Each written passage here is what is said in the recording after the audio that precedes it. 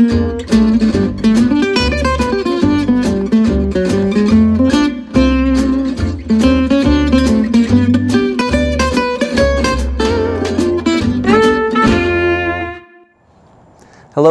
and welcome to Third Saturday at the Sheboygan County Historical Museum. This month we're going to be looking at the impact of the Hmong heritage, the Hmong culture, on the Sheboygan community. The Hmong people have been in Indochina for the last 4,000 years. They're an ancient and intricate culture. In the last 50 years, they've been part of the Sheboygan County culture. You see them next to you in church. You see them next to you in school. You see them in your neighborhood. You see them in the stores. They've become a part of us. Today we're going to feature them and celebrate their lively and colorful history. The mission today is twofold. We want to be able to educate the long-standing members of our community about the beauty of the Hmong culture and their heritage, and also be able to spend some time to be able to teach the younger people of the Hmong community about their own background, which is, after 3 generations, becoming a little diluted. Today, the Hmong community makes up 10% of the population of Sheboygan, just about 10%, roughly 8 to 10%. It's an important part of what we're doing here today. A major part of the show today will be involved along the lines of artistic performances. We're going to have storytelling here today. We're going to have dance. We're going to have musical performances throughout the course of the day. We'll also be celebrating some Hmong delicacies, some Hmong food. We hope you enjoy your visit here with us today, and thank you very much.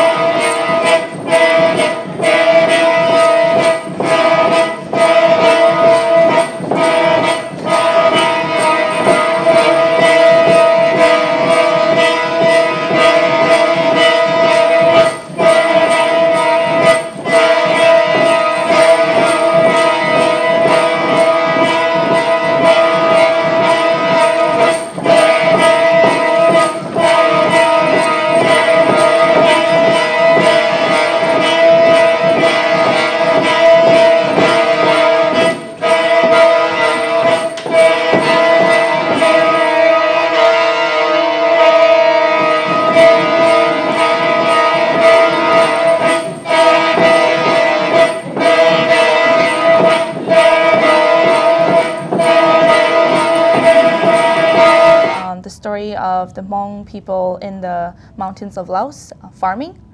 So every little detail, what they farm, how their houses look like, and yeah, the whole story of the farming, agriculture life. That's before the war. It's a way of, yeah, do they make any? Hi, I am Dua. We're from Lakeshore Day Center, located on 3007 South Business Street, and these are the elderly from that center coming here to show you their artworks. And as you can see, some of them are still working on their art. Let's introduce them. The first one,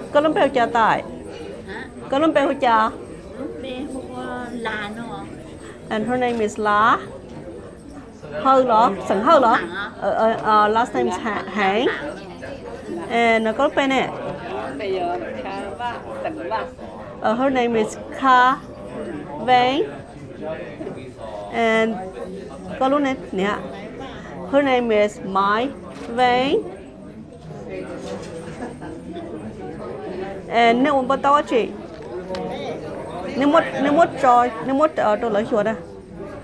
yeah, they're doing the needle stitch. Yeah, they're doing the needle stitch. They're doing the needle stitch to look at and to sell it to. And can you ask them how they learned this art?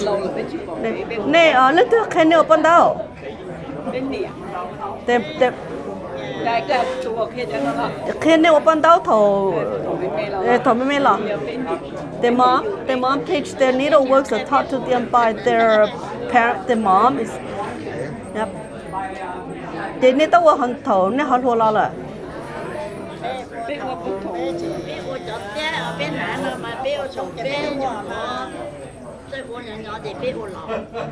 They have done that since they were young teenage girl. That's the only way they get a new clothes to wear. Yes. Yeah. So they have taught people to do it. Yes.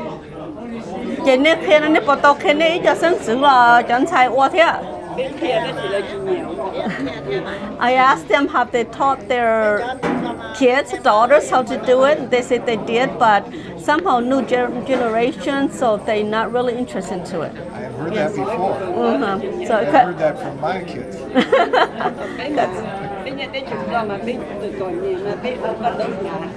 She said that when back in Laos they're poor, there's no way of getting new clothes, so you have to make your own. Every year, new clothes, yes. They help their mom, and the mom teach them how to do it, so they get clothes to wear. Yeah. They piece them together. They sew one at a time. Each one of them come in different pieces, and then once they get it, they cut out the shirt, and then they sew it together to make into one piece. Yeah. And those that Mr. Lee's holding up are handmade by her. Okay. It took her years to do it too. Yes, yes, yes. It's decorative. It's just ornament decorated, yes. Yes. And then we also have aprons. Aprons and coffee table runners. Table runners. Yes. And those are the you call it needleworks that almost like this Saudi outside. Okay. Hers too. They're the little one she made it. The big one somebody gave her to sell. Well, thank you very much, Dua.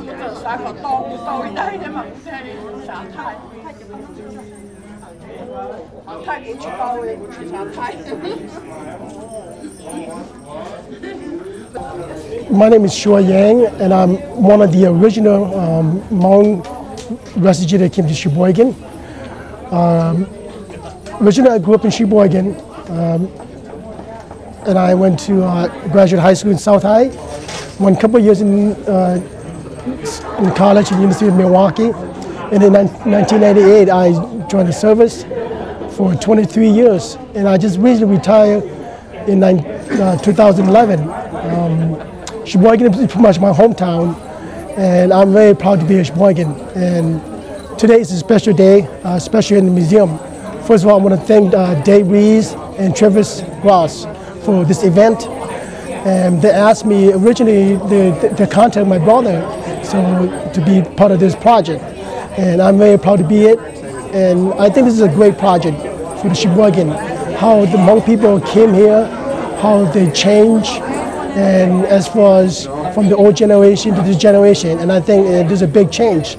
Like I mentioned in my bio, I see a lot of change in Sheboygan, and overall it was a good change. And this is a very good project today, and you can see that there's a lot of opportunities for the community to get together. Just like a lot of the people that came to Sheboygan that originated as a resident of Sheboygan, like the German, the Polish, and everybody. And the Hmong are just like one of those culture that came here.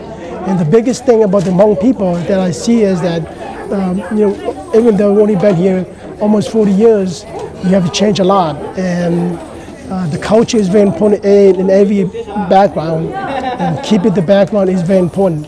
So I want to thank you, the museum, for this opportunity. This is a big event for the local and also the Sheboygan County. And I can see this could be a great day for the Hmong people and also for the community as a whole. So thank you for the opportunity. And I want to thank you for the Sheboygan Heritage County Museum for hosting this event, which is very important for the Hmong people, but also for the community as a whole. So thank you very much. My name is Audrey Sabrowski, and my husband and I and our children were sitting at a church service at Trinity Howard's Grove, and we were listening to another couple share their experience of taking in refugees from Thailand. And we went home and we decided that we would like to try that.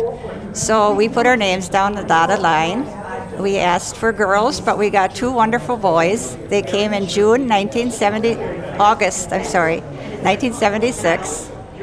And it was a very difficult time for us because they didn't speak English and we didn't speak Hmong. And they came with the clothes on their back. And we had wonderful experiences with them. And if my husband would like to share some of them, he can do that now. I'm Jerry Sabrowski. We really appreciated the fact that we were able to sponsor them. It was really a blessing for us. We had a lot of misgivings going in. But as we look back over those years and see all the Hmong population that is here today, this has really been a wonderful experience for us, and especially the gentleman that stayed with us and the 2 boys, and especially Shua. And Shua has kept in contact with us.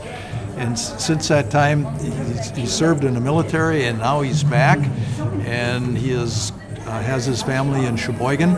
He's a wonderful Christian gentleman. He belongs to our church. He's an elder in our church, and I'm just very proud of him. And we call him our son, and he calls us mom and dad, and we really appreciate that. And with that, I'll pass it on. I stand in awe of watching Jerry and Audrey and the faith that it took for them to do this. Jennifer and I didn't have that much faith, so we sponsored families. From Trinity, we had Nia Shua was the grandfather, and then Panjay had children. His oldest son, Tai, was the interpreter for us. So we struggled through many years and many stories of that, trying to bring them into the American culture from so far away. So it was very rewarding over the years to actually have helped them in different ways, not just to go to church or to understand and believe the way we do, but also to the culture shock of coming to America and the different ways that we do things. We weren't one of the only ones to sponsor families. There were many other through the Lutheran Church in Sheboygan.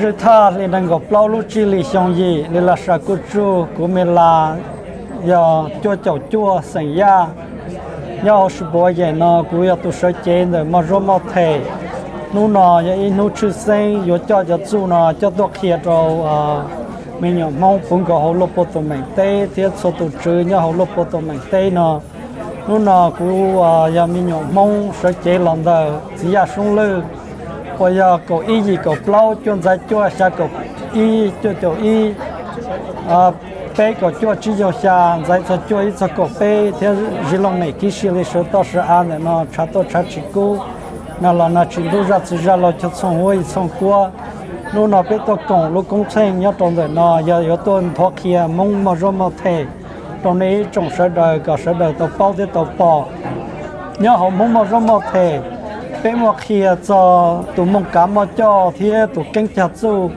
xong rồi và yêu con cái là con cái mà có con cái cho ya li và mong cho kiến chờ thì mong lúc xưa xa giờ li nó tụi su nó yêu thọ cho mong một trò lu nên kinh cá chuyên giải cho kinh cá có và gì của cho xong trong đây nó sẽ li yêu mong thọ kia rồi ít trong mình nhỏ mong thì trong nên thông lời hậu lục bộ tụi mình tê cả sẽ đời là chân gà lu mà rồi mà thể nó yêu là sông xua con xua mình nhỏ mong là ok giờ lên nó giờ nó chữ sinh nó chuẩn gì nó cũng cho đó cũng bọn nhẹ nữa và hai lô mì cả đó nè có và sẽ đời bao thiê có mong là bao rồi lại hai năng là có bao thiê cho lúc mà rồi mà thể nó.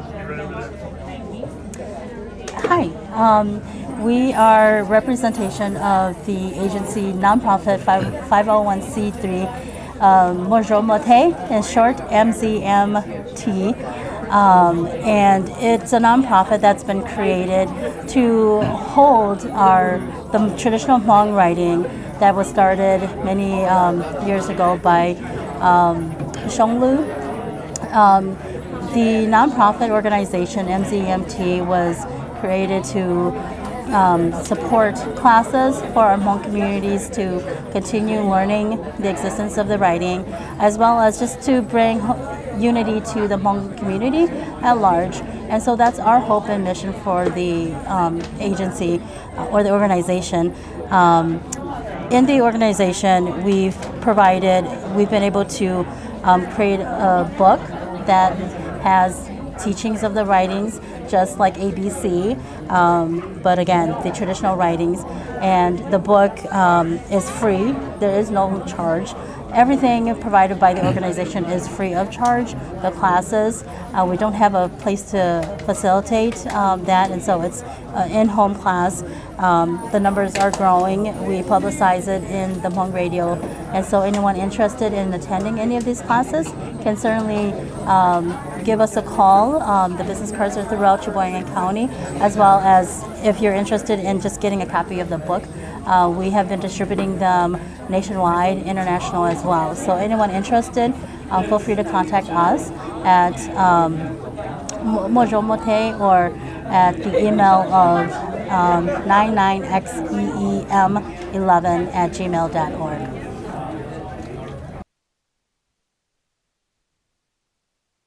This is Thomas Lee. Well, Dave, thank you very much. You asked me to sing, but I can't sing. However, I want to talk about a little bit about the next group that is going to perform the thing for you. A little background information about this group. They have been here. The Thing Society has always been here. Most of them, as each generation, they grew up, they move on. And so this is a very young group that play. As Thru has introduced the Thing Society before, generally is always performed by male or man. And therefore, we're trying to do something a little bit different from the Thing Society, is to have some girls play the thing too. Because it's nowadays more of a performance rather than of a ritual or just a traditional funeral service that they perform. So these young kids, they have put tremendous amount of time to be able to perform on stage. They have done it tons of hours. They have lessons 3 times a week and almost 4 or 5 hours per day. So a lot of hours they have spent playing the thing in here. So these kind of group, they have roughly about 15, 20 kids. So today there's only 5 kids that were able to make it today. However, we try to keep the tradition going, and we have a society called the Thing Society. It's a non-profit under the Hmong Association. I'm part of it. I'm very proud of these young kids. They not only go to school full-time, but they also have to do these community work also. And so I'm very proud of these Thing group. I'm very proud to introduce them to our community, bring them to be part of the community, part of the Hmong culture here. These kids, they grew up here. You know, I basically grew up here in Sheboygan. I could not play the plane. I could not even sing. However, they were able to do what I could not do. So I'm pretty much envy what they can do. So I'm really proud of them. Introduce the 3 girls. But before you come up and then you say your name first, okay? Say your name to the audience, what grade you're in, what you plan to do in the future. Because these are pretty much the future. I think Thru and I are going to phase out as we get age, but these are the ones that's going to be pretty much carry the tradition, right, Boo? Yeah. Okay, my name is Pro Ku. I'm a senior at North High, and this coming fall I'm pursuing nursing at Alberto College in Milwaukee. Hi, I'm Lily Ku. I'm from North High School. I'm a 10th grader, and I was thinking of majoring in nursing, so. Hi, I'm Nancy Yang, and I am from North High School, 9th grader. and I'm still not sure what I'm going to be.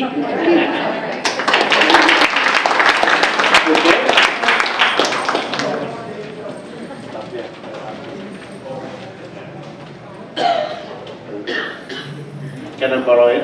Okay. I'm not going to do what they do. We are phasing down. Thank you. We are phasing down, yes. But we are looking for replacement. So the younger generation will replace it. This musical instrument, it's unique.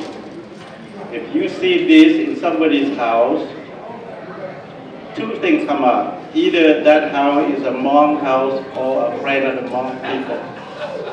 And one of these costs about a couple $100. So 300, this one will go about 400. Okay. Now the older generations, we don't play like the young. We play something smooth, phasing down. So I'm going to play a little bit just to see the difference so you can appreciate what they do.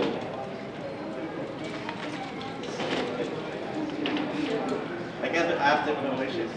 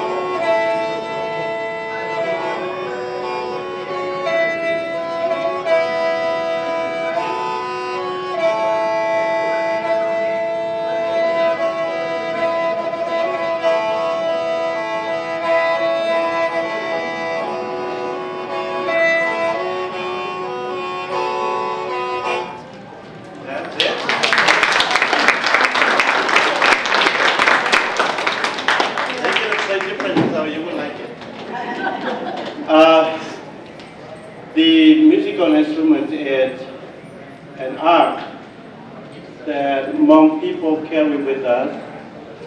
And back in China, you all know that we are from China. We have roots in China. When I play, I say a song. It is a musical song that telling how I feel. Okay. My grandfather came here. He arrived in Sheboygan, February. There's a couple of feet of snow. And there's no leaves in the trees. All trees are dead. You know how terrified he was. Very terrified. So they came expressing our feelings because way back home we have mountains, we have valleys. The trees are green year round. Okay? And morning the sun rays, evening sun set. So that's what you play. It is expression of feeling. But you will see the younger generations is different. And you and I, we are people, we are resisting to change. But they don't. And I like that because they don't have breaks. We do. So I'd like to present those three girls to you. Thank you. Thank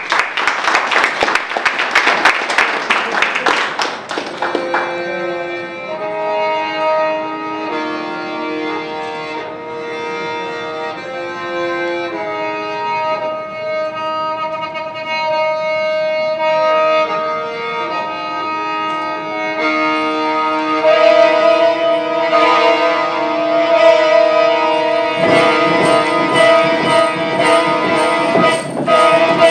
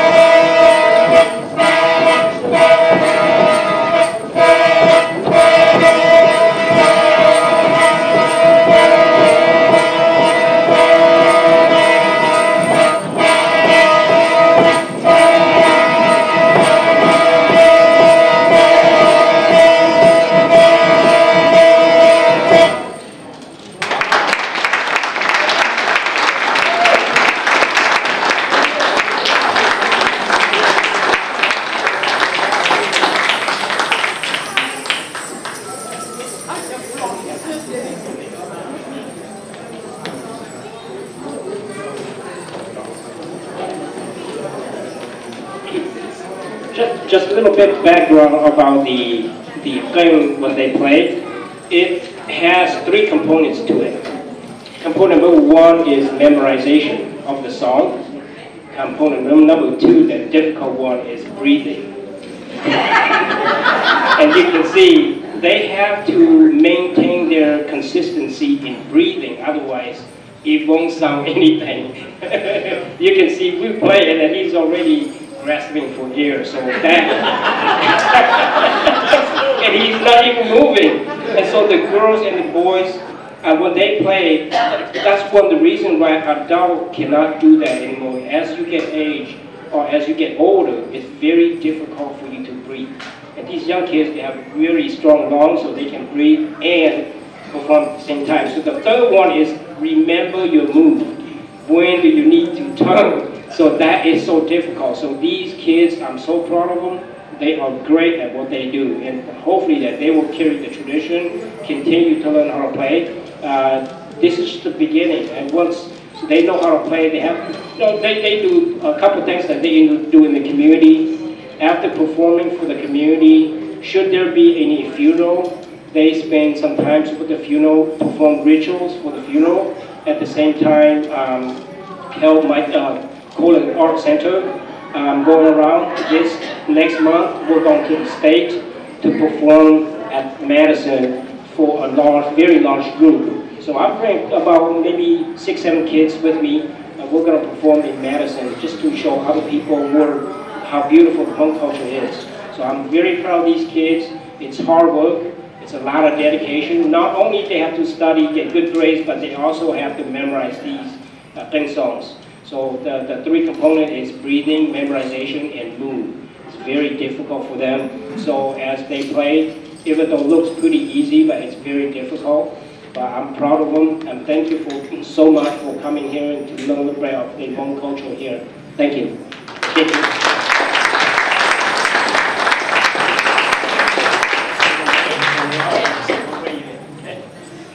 My name is Brian Yang, and I'm in 7th grade. I go to Urban Middle School. My name is Tu Chang Yang, and I go to Urban Middle School in 8th grade. Well, I'm 14 years old.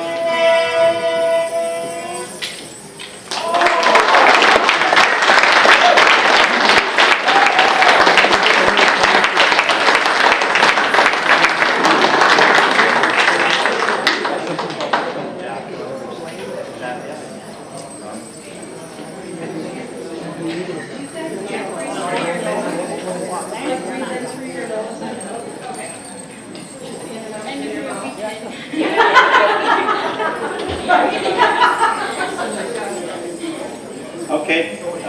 Anybody want to play? No? I did play, but I like to, you know, this is a very family, like the Sheboygan Museum Historical Society. It is a family society. Don't feel shy. Just, you want to play? Come over. Maybe we have Dave play. Dave, how about you playing the game? Come on. All right. Okay. Wait, can you bring a tape?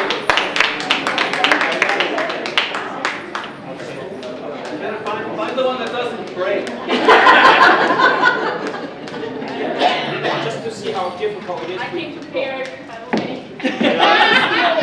That's probably a good idea. You try. I need help. All right. Okay. What is the proper way to hold this? Yeah. Okay. I think this is the wrong way. And this is probably the right way. Okay. Okay. And all what you have to do, put your hands on the holes, and every time you plug the hole, you make a song. And now remember three things. Okay. Blow to it, turn, and play this. Okay. So three things. Okay. All right. Let's go ahead.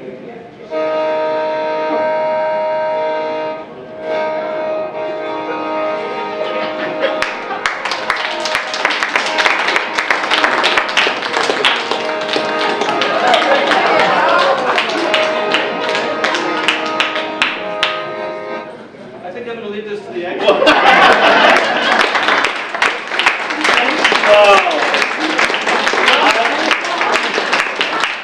I am impressed. I am impressed. Did you do that when you were young? You know how to turn. All right. Now, you remember those girls? They do not turn. They also jump. At the same time? Yes. Okay, now it's going to get really challenging.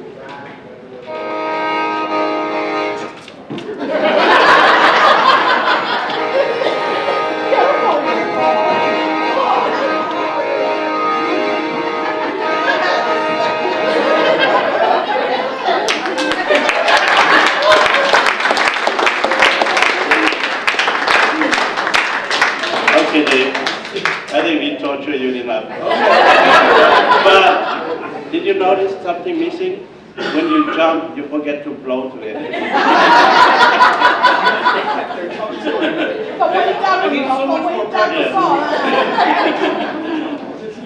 Thank you. Okay, we need a challenger for Dave.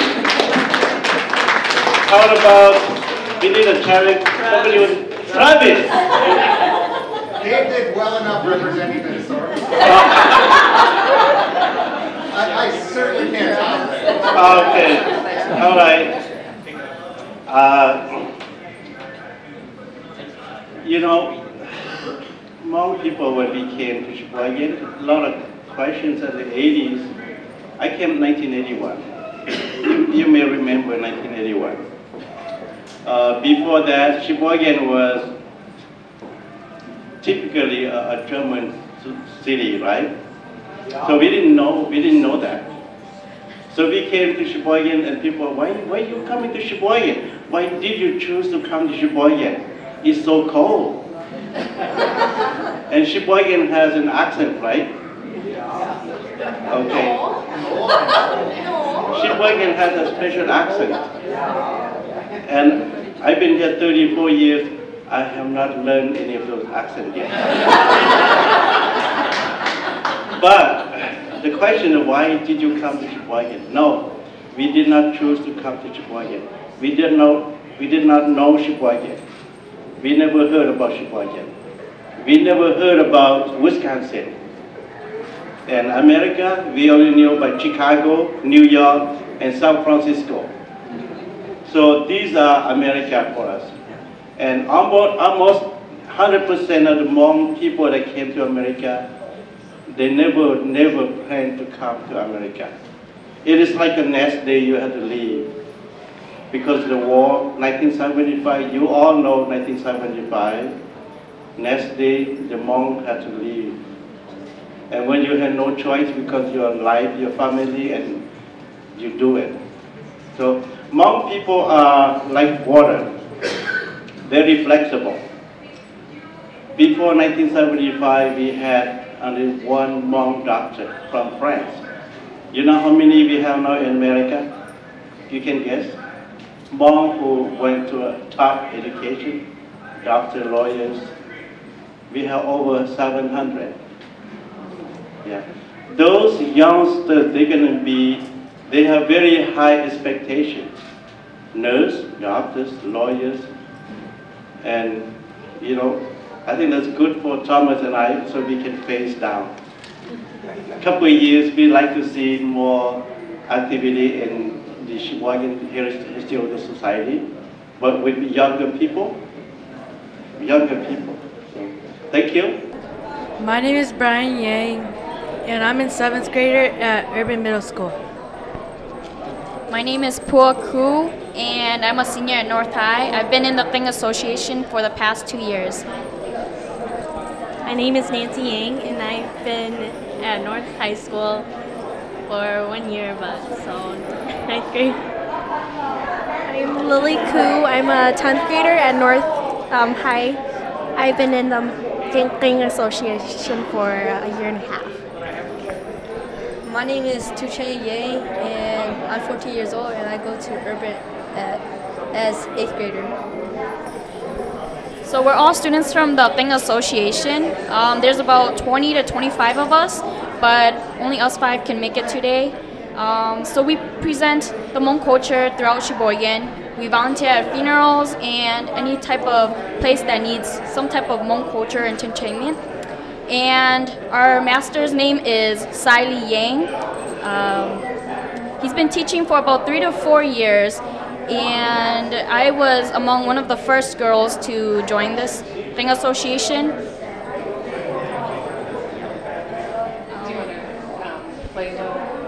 Okay, and I'm gonna show you guys a little of how this thing works and show you a little of what we do in the class.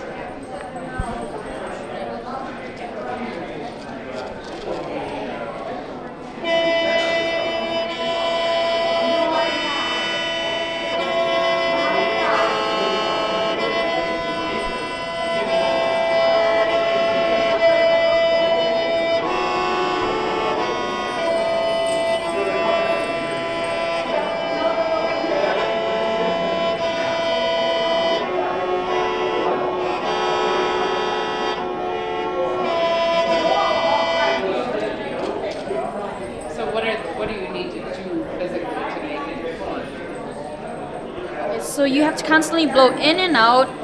There's certain words to certain key points. There's 6 of them, and it's crucial that you have your notes right, because if you don't, then it says something else. Because remember, every single blow or every single hole means some type of word, and so it's crucial you have your notes correct. And it's also crucial to have correct breathing, because it makes the song sound a lot better.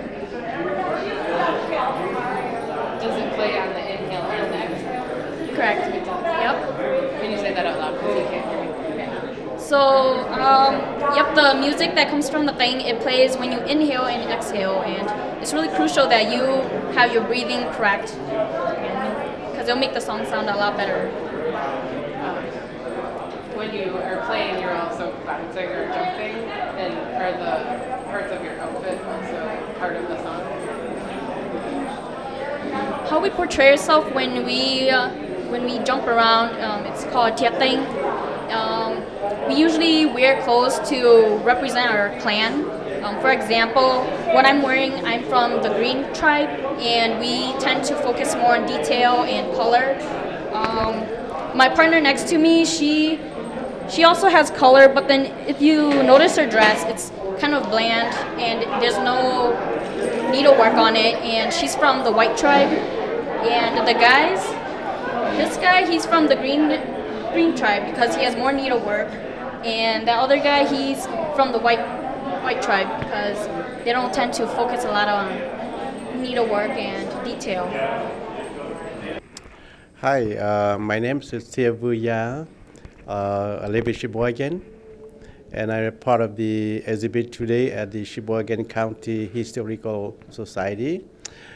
We are pleased to explain. I'm pleased to explain to you some of the Hmong artifacts. And these are the tools that we borrow from the Hmong Medicine Museum that reflects the daily life of the Hmong people back in the country.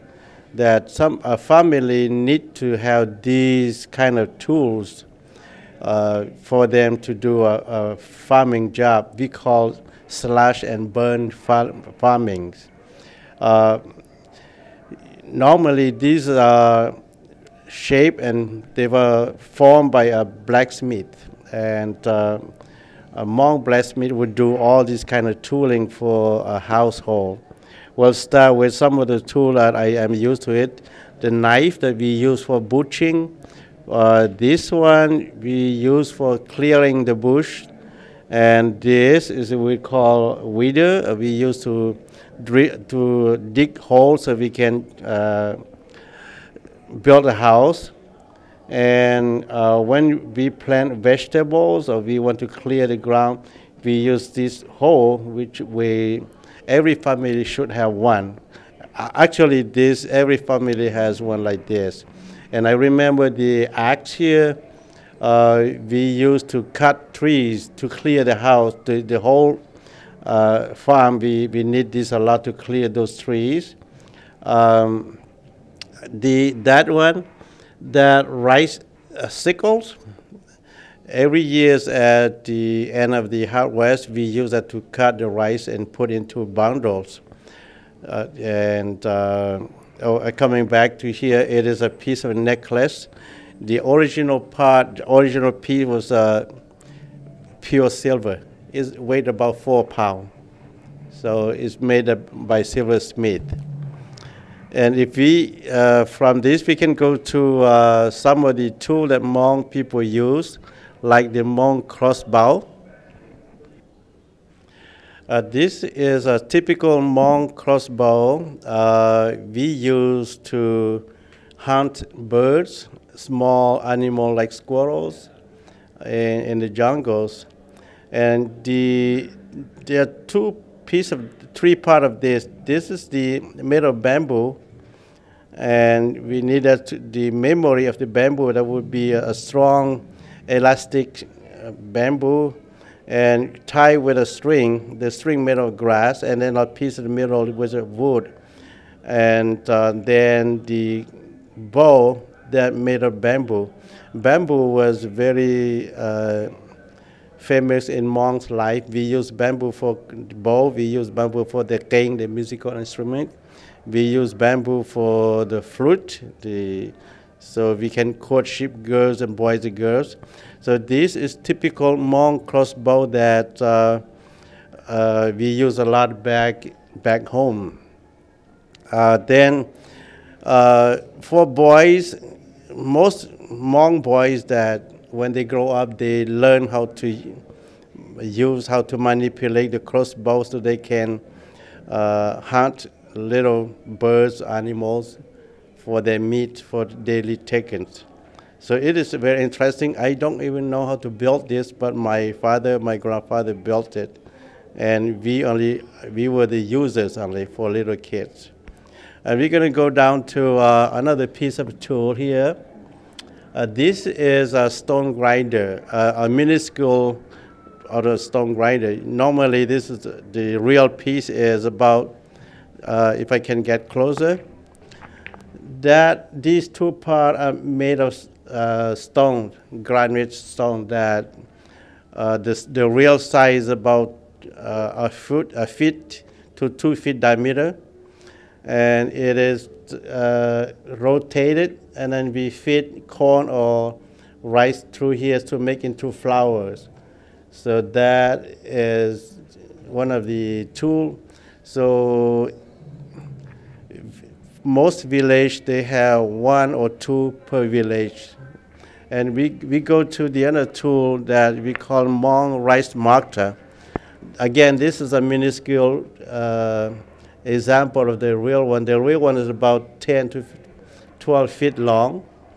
And we put rice onto that hole here, and then you have to have some weight so you can step here to raise that and drop it down to remove the husk of the rice. These are very important tools for Hmong people. And then in order to have rice on the table, we have to grow it, we have to harvest it, we have to bring into the house, and then we have to remove the husk before we can eat rice. So that's very important. These are the tools for the Hmong people.